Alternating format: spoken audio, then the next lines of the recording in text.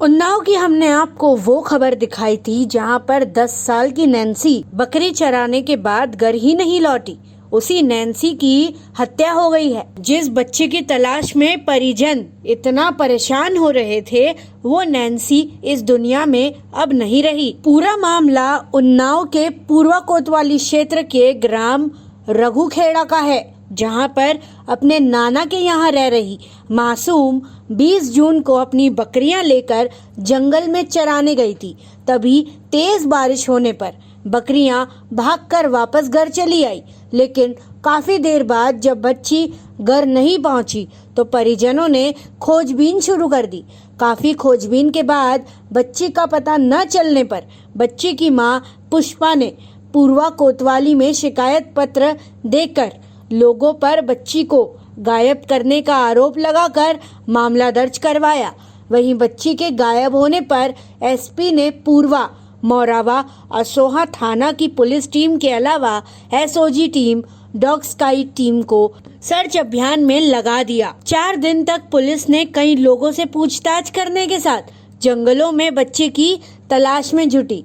Surveillance की team को 24 जून को नीरज गौतम नाम के लोकेशन जंगल में ट्रेस होने पर नीरज को हिरासत में लिया। बता दें, नीरज गौतम रघुखेड़ा का ही रहने वाला है। पुलिस का दावा है कि पूछताछ में नीरज ने बताया कि बच्ची ने छेड़छाड़ के दौरान चिल्लाना चाहा तो गला दबाकर हत्या कर दी। शव को जंगल में बने कुएं में फेंक कर फरार हो गया। पुलिस ने आरोपी की निशानदेही पर शव बरामद कर लिया और परिजनों को सूचना दी। परिजनों की मौजूदगी में पुलिस ने कार्रवाई कर शव को पोस्टमार्टम के लिए भेजा। वहीं पुलिस 24-25 की रात करीब 3 बजे आरोपियों को लेकर उसके कपड़े बरामद करने पूर्वा कोतवाली क्षेत्र के तारागढ़ी जंगल में पहुंची, जहां आरोपी ने कपड़े में लपेट कर रखे गए अवैध तमंचे से पुलिस कर्मियों पर फायर का प्रयास कर भागने लगा। पुलिस की मुठभेड़ की कहानी चर्चा का केंद्र बनी है। एसपी उन्नाव आनंद कुलकर्णी ने बताया कि 20 जून को थाना पूर्वा क्षेत्र की एक लड़की गायब हुई थी, जिसकी गुमशुदगी दर्ज कर खोजबीन की जा रही थी। नीरज गौतम नाम के युवक को हिरासत में लेकर पूछताछ की गई, जिसकी निशानदेही पर गांव के बाहर एक कुएं से शव को बरामद किया गया है। वहीं आरोपी के कपड़ों की बरामदगी के लिए उसे जंगल में लाया गया, जहां कपड़े में छिपकर रखे तमंचे से फायरिंग करने लगा। जवाबी कार्रवाई में आरोपी के पैर में गोली मारकर गिरफ्तार किया गया। आरोपी को सीएचसी से जिला अस्पताल रेफर किया गया है। आरोपी ने बताया कि जंगल की तरफ से निकल रहा था, तब उसने लड़की से छेड़छाड़ की। लड़की के विरोध करने पर गला दबाकर हत्या कर शव को कुएं में फेंक दिया। एसपी ने बताया कि आरोपी की गिरफ्तारी कर खुलासा किया गया है।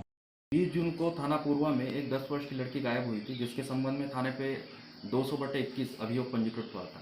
आज पुलिस को एक सूचना प्राप्त हुई थी, जिसके आधार पर पुलिस के द्वारा एक नीरज गौतम नाम के व्यक्ति को गिरफ्तार किया गया, जिसकी उम्र 20 वर्ष है।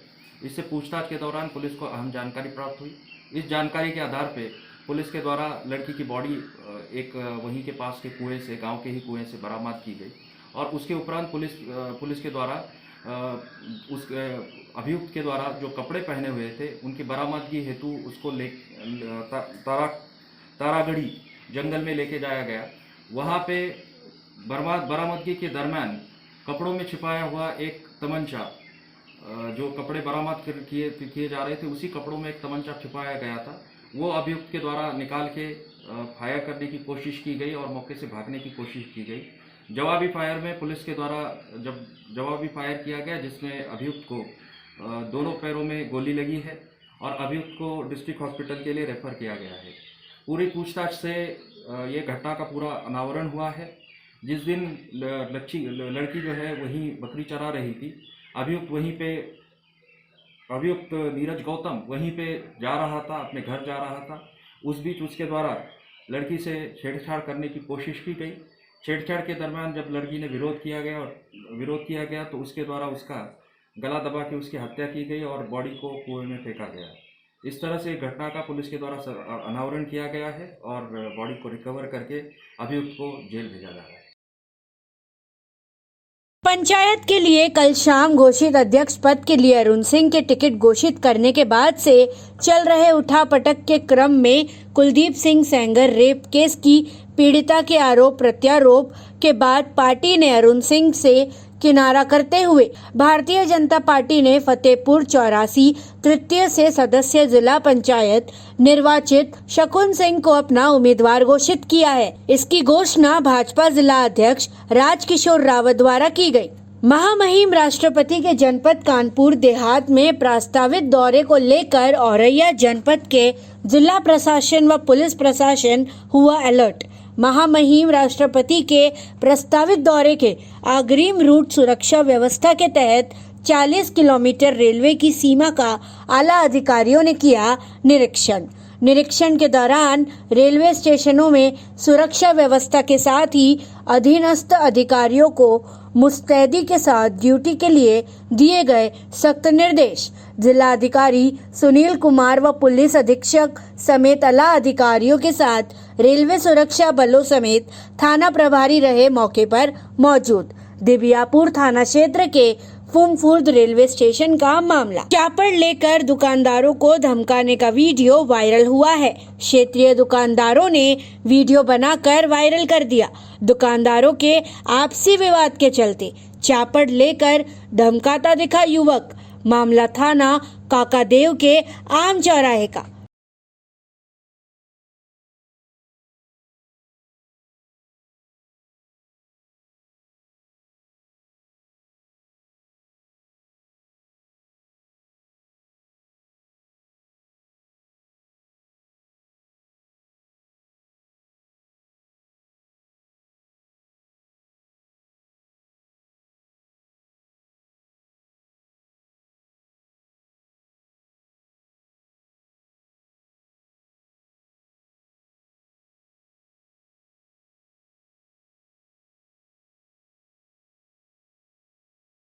उत्तर प्रदेश के बांदा में आज एक बार फिर पुलिस को सफलता हाथ लगी।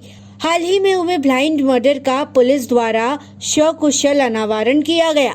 हत्या के खुलासे में ये पता चला कि पत्नी ने ही अपने प्रेमी संग मिलकर की थी शिव नारायण की हत्या। घटना को अंजाम देने वाले सभी आरोपियों को गिरफ्तार करते हुए जेल भेजने का काम किया गया है। बता दें कि पूरा मामला बीते 20 तारीख का है, जहां बांदा जनपद के जसपुरा थाना क्षेत्र अंतर्गत बुधेड़ा गांव की नदी के किनारे एक अधेड़ व्यक्ति का शव रस्सी से बंधा हुआ पाया गया था, जिसके बाद पूरे इलाके में दहशत का माहौल छा गया था। तुरंत ही स्थानीय लोगों के द्वारा मामले की जानकारी संबंधित थाने को दी गई। थाने की पुलिस ने मौके पर पहुंचकर अग्रिम कार्यवाही करते हुए शव को कब्जे में लेकर पोस्टमार्टम के लिए भेज दिया था।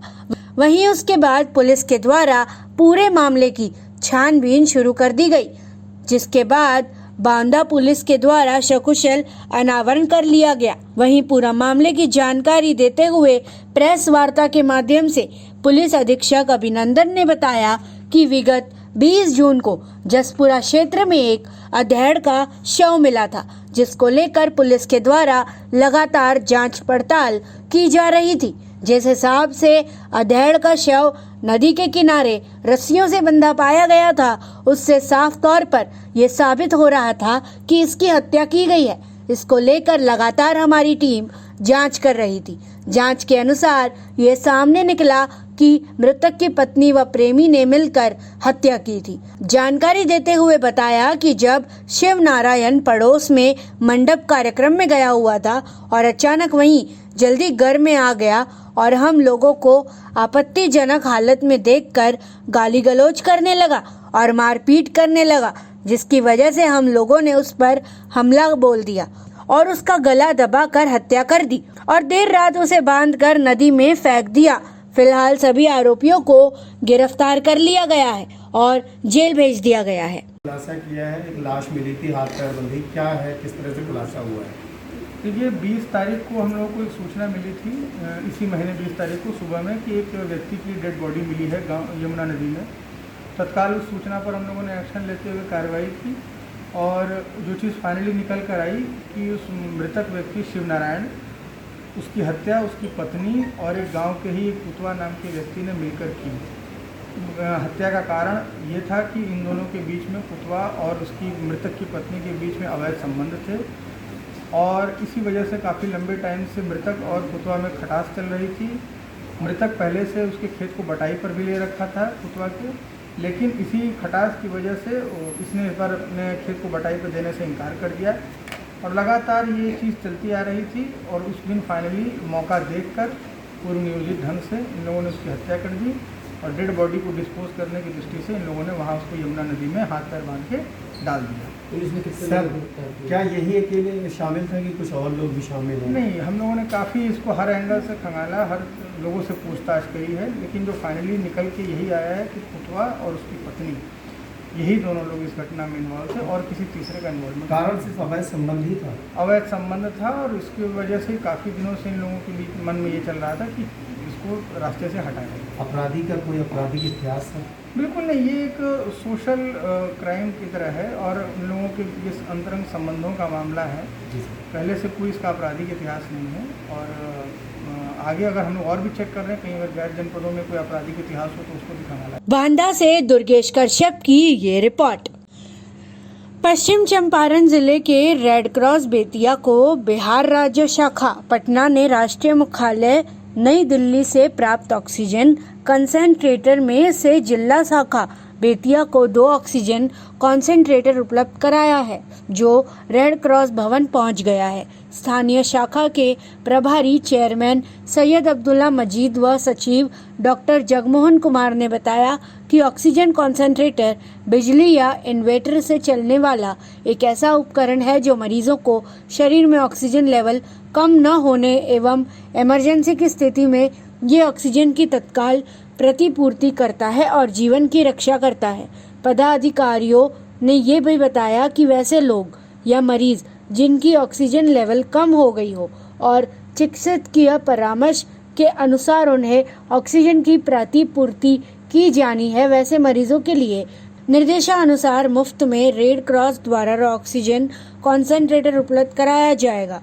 मौके पर उपस्थित प्रबंध समिति सदस्य Syed Shakeel Ahmad, Suryakant Mishra, Satyendra Sharan, patron member Amran Yadav, life member Anil Kumar आदि ने कहा कि कोविड-19 की दूसरी लहर ने मरीजों के लिए ऑक्सीजन की उपलब्धता को चुनौतीपूर्ण बना दिया। इसके कारण निवारण के लिए सरकार के साथ विभिन्न सामाजिक संगठनों ने सराहनीय कार्य किया है।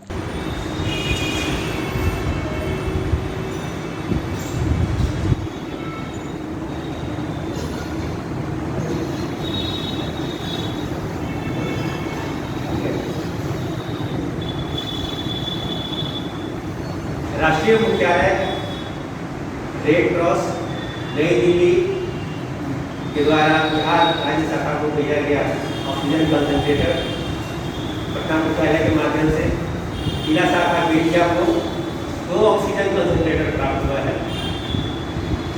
ऑक्सीजन कंसंट्रेटर ऐसा उपकरण है जो व्यक्ति के शरीर में ऑक्सीजन लेवल कम होने पर उस ऑक्सीजन लेवल की प्रतिपूर्ति करता है और जीवन की रक्षा करता है। ये ऑक्सीजन कंसंट्रेटर जिले के जरूरतमंद लोगों मरीजों के लिए निःशुल्क उपलब्ध होगा। डॉक्टर जगमोहन कुमार, सचिव रेड क्रॉस सोसाइटी बेतिया शाखा, साथ में हमारे आदरणीय चेयरमैन महोदय सैयद